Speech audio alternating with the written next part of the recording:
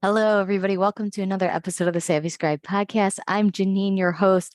I might not sound like Janine, your host today because I am having a little bit of a sore throat, but that's okay because the show must go on here as Savvy Nurse Writers, right? So today I have an amazing guest. Again, why we couldn't push this off. I wanted her to be here and we made the time and I'm not rescheduling. So here we go. So this is Lauren Ward. She is a six-figure freelance writer who has been in the business for nearly 10 years. She writes in the personal finance space, which is like the healthcare niche, very regulated. So her work has appeared on major media outlets such as Fox Business, Better Homes and Gardens, and Bankrate.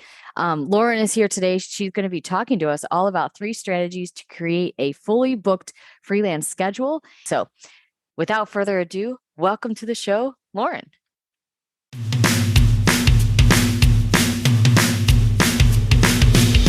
Welcome to the Savvy Scribe podcast, a podcast for healthcare professionals who are interested in starting their own health writing businesses. I'm Janine, a registered nurse and your host. I'm a labor and delivery nurse, mom to these 2 incredible boys, wife to my best friend, and owner of 2 crazy Great Danes. I help nurses discover freelance writing as an extra income opportunity with help from my guests.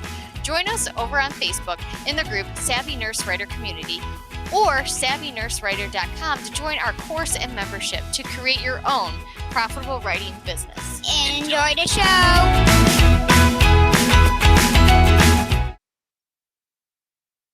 All right, Lauren, thanks for coming on the show. How are you today? Of course. I'm great. I'm excited to be here.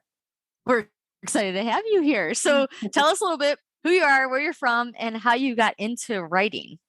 Yes. So I'm Lauren Ward. I live in Richmond, Virginia, and I started writing freelance as a side hustle after I left working full time when my first son was born. This was like 2011.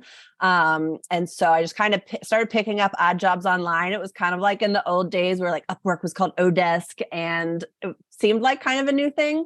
And so it just sort of snowballed. And after a couple of years, I realized like this could be a real thing. Like instead of just trying to make a couple $100 a month, like this could turn into real money. And my husband was a high school English teacher at the time. And I kind of convinced him, I was like, we're still having kids and he was working a lot. And I was like, what do you think about, let's both do this and quit your job. And so he did. We've actually both been writing. Yeah. For like 8 years, we homeschool, we split up, working and homeschooling our kids, and been doing it full time for 8 years now. Wow. Love it. And you probably have like a built-in editor because he's an English teacher. Yeah.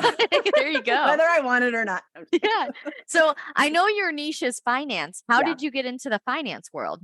So I worked at the Federal Reserve Bank of Richmond, just doing like outreach and communications. I actually started off as an assistant there, but it just kind of gave me exposure to the economy. Like back then, it was like kind of in the aftermath of the recession. So I was learning about challenges small business were having in banking. But really the first personal finance writing job I had was just about credit card reviews. Cause like I tell people all the time, you could just write what you know. And I know you guys being in the healthcare industry, like have this very set expertise, I'm sure. But like for me, it was really like, well, I know about credit cards. Like I have one, I can write about that. And then we bought a house and I was like, I can write about a mortgage. Like I know what it takes to get a mortgage now. And it just sort of kept snowballing and just teaching myself as things went along, about different products. So I've really just sort of grown that expertise just through exposure over the years. Well, I was talking to one of our members yesterday and she was like, she works in nursing and like med surg and stuff. And she's like, but I don't want to write about that. So I like that you brought up like write what you want to write about. You just have to learn it along the way. So she went like almost a totally different direction. But I said, use that skill of being a nurse as a reason to be a writer for them. Yeah. So, and that can be a great way to like just get some bylines in your area of expertise and then repackage that in another way in an area you feel more excited about. Yeah, exactly. Yeah. So just because you're like stuck in something doesn't mean you have to write in it. Like what's your husband write about? He does a lot of small business lending stuff and some insurance. And actually, I not really everything is personal finance for me. Like I work for agencies and write about fertility or like marketing techniques. It's just that's kind of how I advertise myself, Yeah. No, that's really cool. That's really cool. I like that you don't limit yourself because it can be tough to kind of just write about finance all the time or something. It is a little bit more fun to write about different things. So definitely. So I started around the same time you did. So I Cool. know that Odesk and like Yes. we probably even like cross paths in different groups like here Probably. and there. So that's interesting. Yeah. And when I first started, it's funny because I didn't even think about the nurse thing. Uh-huh. I wanted to write, and I was like a new mom. My son was born. Well, I have another son, but my second son was born in 2012. So that was me. I was like, well, I like being a mom and I want to do the mom thing. And so I started in Yeah. like the mom area. And like Oh, that's great. Yeah. and then these other like mom writers were like, what are you doing? Like, you're a nurse, write more about health. And I'm like, oh yeah, I am a nurse. And I've been doing this for quite a long time. Maybe this is something I should do. So it's just funny. You just don't even think of it. It's, literally right in front of you. Yeah. So how old are you? Have how many kids? I have 3 kids now. Three They're kids. How old are they? 7, 8, and 11. Yeah, 7, 8, and 11. Nice. So they have seen you guys kind of grow this and work from home with them. Yeah. What a cool like connection for you guys to just be. You probably just feel so close as a family. Yeah. Yeah. Although I don't think they get it. They're still like, you guys work so much and da-da-da. I'm like, but You we're have no home all idea, the time. Like children. you You see have no us. idea, They don't children. know. Yeah, right.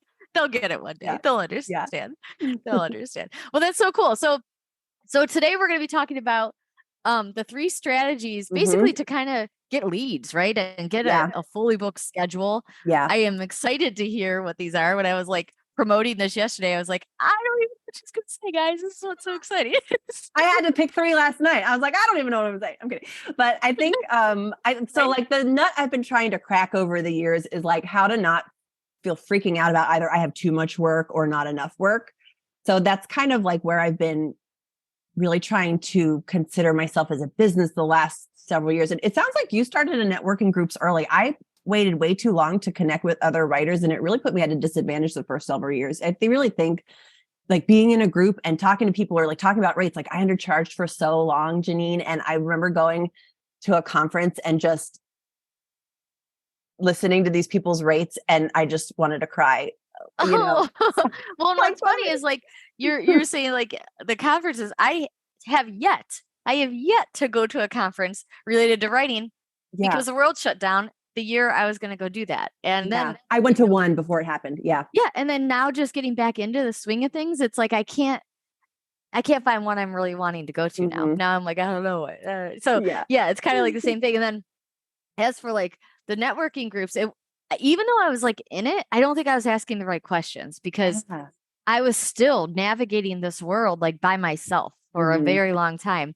And even probably going into what you're going to start talking about, finding leads and trying to keep that balance. It's tough. It's very tough because of course the ideal situation is to have the retainer client that wants you to have, the number of articles every month or whatever. Yeah. But sometimes it's like agency work and you're like, well, I don't know when they're going to get a client, then I can get a client. So let's dive in. Let's dive into one of the strategies. I'm so curious. So the first one is my first tip is to focus on finding those clients who need recurring work.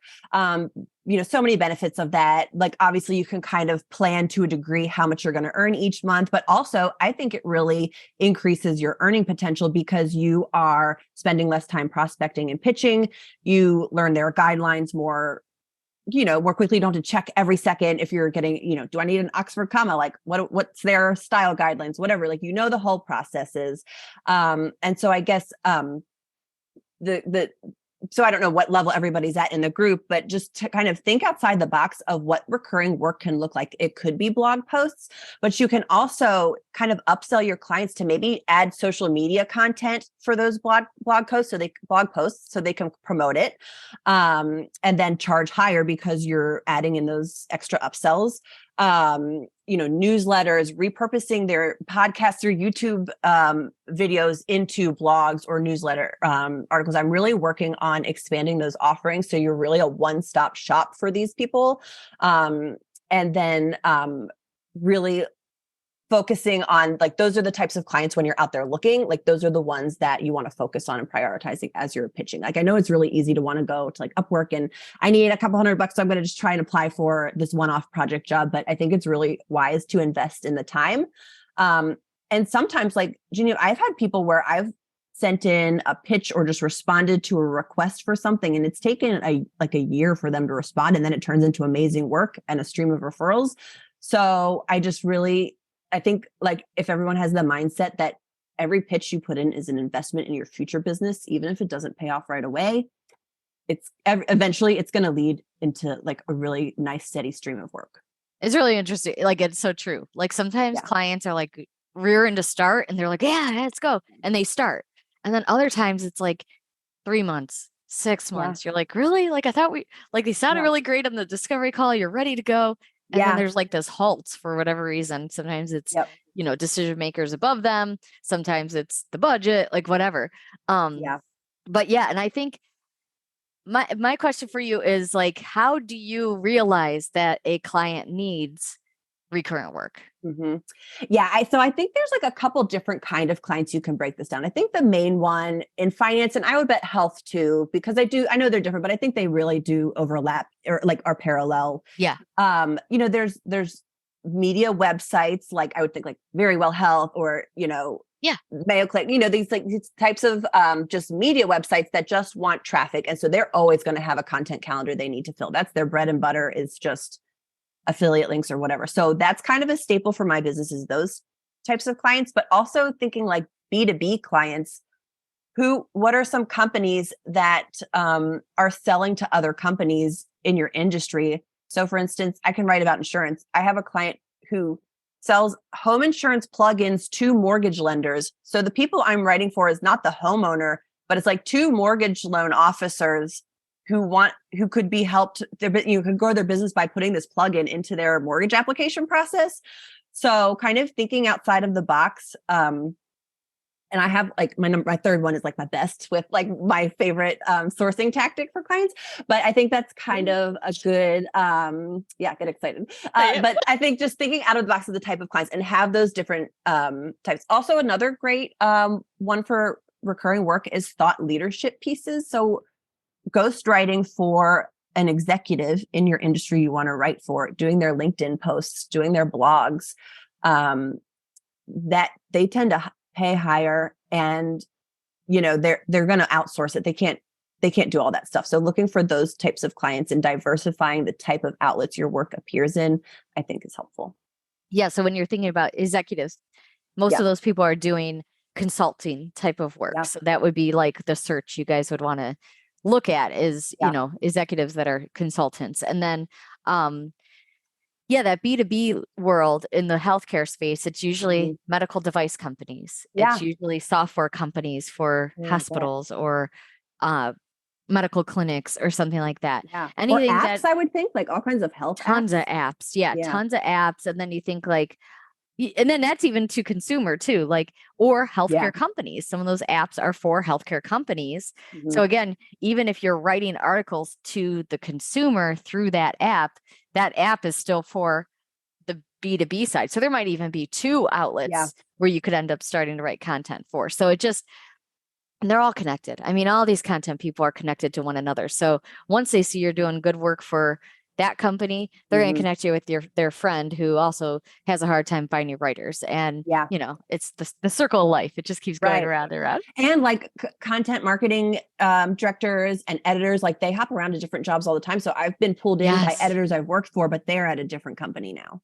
I will say that is one thing I noticed too, like the job hopping from these people. I'm like, geez, sorry, Janine, I no longer work at blah, blah, blah. I'm like, oh, man, where are you working now? But I mean, it's just like anything. A lot of people are doing that in every career. So, but I've noticed it with content marketing the whole time I've been in this industry. Definitely. It's supposed to be to do. So go ahead, go ahead with your second one. Oh yeah. My second strategy, I am like constantly monitoring my workload and pitching to fill the gaps well in advance. So I really think you can't wait until you don't have work to find work. If I'm not fully booked for 2 weeks ahead, sometimes even a month, like I'm always kind of looking for how I can fill those gaps, because it really takes time to get onboarded, first of all, apply, get a gig, and then get onboarded. I mean, that can take a month in and of itself. So I have a project tracker where I have all my deadlines and how much money I'm making, because we all have different financial goals. So like, I think you really need to monitor what your goal is and what you need to achieve it. So, I have like my monthly income goal, and if I don't have work meeting that, then I'm finding work. So, I start off with my current and like kind of recent clients, and, I follow up with them and I'm asking, do you need anything? Or like, what do you expect? And just be honest and say, I'm filling out my schedule. Do you need anything this month, or do you expect to have the same volume?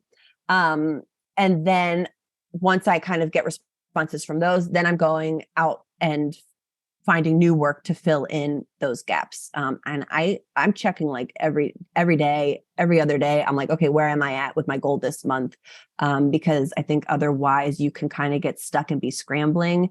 And when your work calendar is full, it gives you more leveraging power. You can drop clients you don't love, like as you need less work. I've had people reach out to me, and like maybe the rate wasn't great, but because I had a fully booked schedule, I was like, I can't really do it for that. I could do it for this amount. Totally understand if you can't meet that budget, but like that's what I would need to do. And this has happened like 2 in 1 week, where they both said yes to this higher rate, just simply because I didn't need the work. So I really think that just constant monitoring, that a phrase of like, what you pay attention to grows. Think of that with your schedule. Where the focus goes, energy flows. Yeah. Oh, I like that. You like that? I forget where I heard it, but it's a good one. It's a good one, yeah. And so I think this is a good time right now. I'm going to share that link to the freebie you have. Yes. Yeah. With our audience here, because she's talking about pitching and, keeping track of things. That's a great way to do it. Yeah. I had this made because I saw this guy on LinkedIn, another freelance writer, and he said, keep raising your rates until you hit a 60 to 70% rejection rate. That blew my mind. I like that. Yeah. And so that's why I was like, I'm going to start tracking that. So I made my little, like this percentage, like pivot tracker. So you guys can see how that works for you. I like that. I like that a lot. That's a smart way. And the advice I've always heard is never stop marketing. So you never stop pitching. Even when you are fully booked, because like you said, sometimes that next month they don't need anything. And you're like, crap, that's like my highest retainer person or something. And now you're like, oh, darn it. But, I think it's smart to pay attention to your percentages as well, of which clients are taking up the most. That happened to me once where, this was actually like my moment where I really decided I need to think of this as a business. And even though we're still full time with it, but I had like a client who was over 50% of my workload. And he just stopped. He was diversifying his writer and stopped giving me work completely. And it like broke me. Oh my God. Yeah. I like went into a dark space. Yeah. But that's like when I started networking and reaching out to people, and it led to much better things. Yeah. I have those moments sometimes. It's usually the moment of like doom. And I'm like, oh God, why did I ever do this? How do you just go back being a nurse? I did a real job. It's just so much easier. I know. It happens. We're not going to eat this month. Okay. We will. It's all going to be fine. Yeah. It's all going to be fine. So I think never stop marketing, focus on it. And, every day, try to set some sort of timer, or, if you don't want to do it every day, do it like 3 times a week in a longer period of time where you can do that reach out. And I do like a weekly thing. I track it in ClickUp of like my clients. I have like a client list. And every week I set a date for every client, and I put a little comment on what I did with them, like followed up, waiting for them to get back to me on this, blah, blah, blah, waiting for working on content right now, like whatever. So I know every week to week, like what's going on. And you do feel annoying, like if they aren't responding right away. Yeah.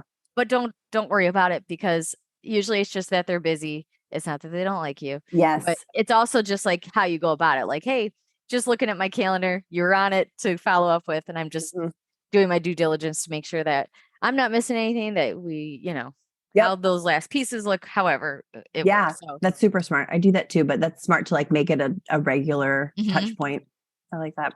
Because it's easy to go, I'll do it. And then you just like, don't. Yeah. Or like follow up on pitches. And a lot of times I do think, right, you create these conversations in your head, like they didn't like it, but sometimes they're just busy. And especially if they're tapping you to fill in this need, it's because they don't have the right people on their staff, and they're probably not even the ones who should be overseeing you, but they have to, you know what I mean? Yeah, So they have yeah. like all these competing priorities. Well, that you're like, yeah, sometimes it's actually most of the time that they're just busy. Like, I don't Yeah, think we take absolutely. it so personally. Like, Oh, I know. it's so Yeah. funny what we think of ourselves. Like, Yeah. we would never think that of each other. Like, Mhm. but we think we are the worst writers that ever existed. We Right. think that nobody likes us, Why and don't they you like? know, Yeah. yeah, that they're gonna fire me because they just didn't like the piece. Yep. No, just that they're busy. It's busy. Yeah. Or you get edits, and you're like, oh my gosh, this is Yep. it. That I have I'm to never remind gonna write. myself, like, I will tell myself, you have thick skin. Like, you've been doing this for so long. Right. It's fine. It's fine. It's fine. Right. And then, oh my Yeah. gosh, sometimes you just get hard editors, right? You have some Yeah. clients that you're like, okay, they love everything. And then you land this client and they're like so hard on Yeah. your edits. And what I do is thank you for such a detailed eye. That's what I say. I'm in a finance writers group, and the moderator of that one was just saying how she got like an insane amount of edits. So it was so bad that she just dropped the project. She's like, you can pay me for the first one that we finalized. You don't have to pay me for this second piece, and we're done. Yeah, it's like too much. Well, and that's the thing too. Like if you're looking at your client load and Right. that client's the one who's like taking up all your time, stressing you Mhm. out, And they usually isn't pay the paying least. you, yeah, they pay the least. Yeah. That's usually a good sign to say, time to find somebody new because it's not worth the stress. It's really not. Yep. It's true. But yeah, so now I'm really excited for your third strategy. Okay. So this Here it is is. getting creative with client sourcing. So I don't know. So we talked about how we both used to do Upwork and everything. I still Mhm. get some jobs from there, but my Mhm. favorite is so I love LinkedIn. I cannot tell you how I think in the last year or two, all of my new clients pretty much have come from LinkedIn, but not in the job post section. I search in the search bar for like phrases that editors or marketing managers would be looking for, like looking for a freelance writer. And then you filter to just have the posts show up. And then once you've been doing it on a regular basis, you can filter by date. And then you just scroll through everybody's posts. And if you do this every day, like if you're like really looking to fill your calendar, do this every day, you will see all these people that it's not a formal job lead. It's not a post. They're just looking in their LinkedIn network for freelance writers. And I pay for LinkedIn Premium. You can usually get a code, but I think at most it's $40 a month so that you can direct message people and just get right in their inbox. And that's like my favorite way to find work. They're usually well paying, kind of like maybe avoid people. Or is everybody in the US here? Or you can see We have some you can see Canada. stuff from some Canada. So you might see some stuff from other countries, and the pay probably wouldn't be comparable.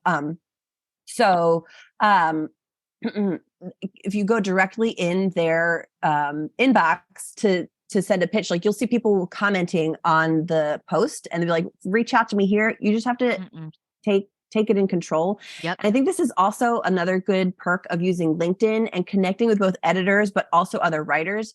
All those people who do post on the actual or like comment on the post, their activity appears in all of their connections feeds. So I kind of feel bad about this, but it wasn't my fault. Like I've had opportunities come up in my feed because other finance writers in my network commented on them. And so if you just kind of build this LinkedIn ecosystem, it's a really great way. And I feel like it's less competitive than the job boards. I don't know if that's a novel practice for anybody else, but that's what I've been doing the last 2 years. And it's just been fantastic results for me. Yep. And I could have guessed. I could have guessed it was going to be LinkedIn because that's honestly same thing here. That has been my number one place. And you know what I've also done is a little LinkedIn secret tip talking about that job board part. If you look in those job board and there is like a freelance writing position, it usually says who's posting it. And sometimes I'll just directly connect with that person and write a little note before the connection. Sometimes I play dumb. Hey, just a writer here. Da, da, da. Nice. And sometimes I say like, just saw that you are hiring. However, I am not, I'm not an employee, but I could help you contract wise. And sometimes they bite to that. Sometimes they want it's just, I wish there was just like a real answer that everybody's going to do for everything, but there's not. There's not. And I am seeing less and less on job boards. I think because I don't think LinkedIn charges you to post a job, but I think Indeed does. So like when it goes to Indeed or and then some of those job boards out there, they're just low paying. So that's the other Yeah. thing. Yeah. People And are it's a race to the finding. bottom, and people are like Yeah. under pitching themselves. And the other thing about LinkedIn is I think if you're active on there, maybe just post once a week, or even if you just respond to other people's stuff. I get a lot of full-time job offers or like Yes. invitations to apply in my direct messages. And that's another follow-up. I will say I'm not interested in full-time, but if your content manager needs help in a contract capacity, even just while you're hiring, you Yep. know, I can help you that way. I think that's another good way to make connections. And the other one, I don't do Twitter. I don't like it, but don't I know either. a lot of people do. I And I know. guess there are a lot of editors who put pitches out on pitch requests on there too. So I think like the big one, another takeaway is not just looking in people's posts, but when I first started on LinkedIn, I don't know about you, Janine, I was really nervous to make connections to editors. Like, oh, Yeah. I want to be pushy or whatever. Just make those connections. It's what LinkedIn is there for. It's no big deal.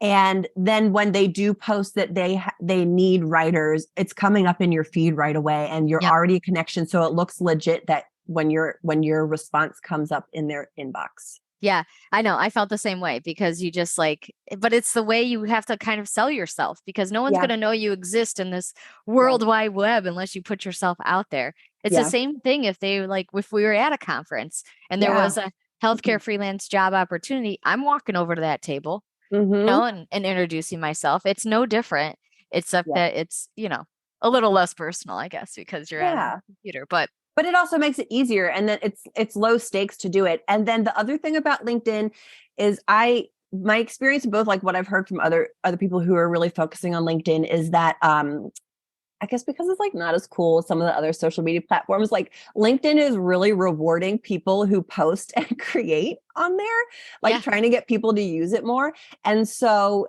your stuff appears.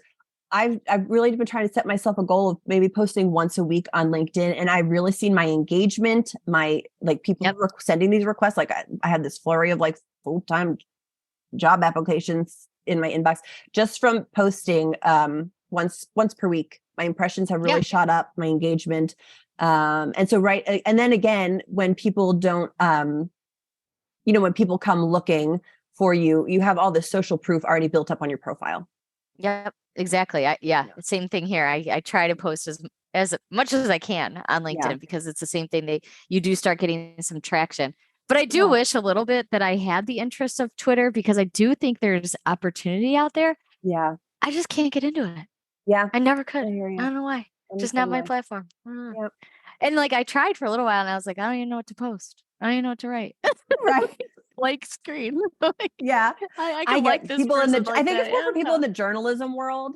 You know, if you want to like creative story ideas or something like that, or like new kind of more news stories than SEO content or, you know, marketing content. I think that's a good. Did you ever do a Twitter chat? Those are fun. No. But again, they're really fun. But then like I'm not active on Twitter to know when there's like another one going on. But there's they are kind so of many fun. angry people on Twitter. There's some angry people. Yeah. Nobody's angry on LinkedIn. I don't do well with that. No one's angry over there. Yeah, everybody's happy. LinkedIn is such a safe space. Oh yeah, and I like the content on LinkedIn. Like I don't need to watch the negativity that you see over on like Facebook all the time. So yeah, it's just definitely. However, I do like the groups on Facebook better for writers. That's true. Yeah, I agree. So I mean, but again, it's because I don't know why. Like, why aren't all the people just on LinkedIn in the network? I mean, there are groups over there, but I don't know. You have to. I don't know. It's I think it's easier because to the engage groups on feel Facebook. salesy. Oh, people only participate in the LinkedIn groups to sell stuff. True.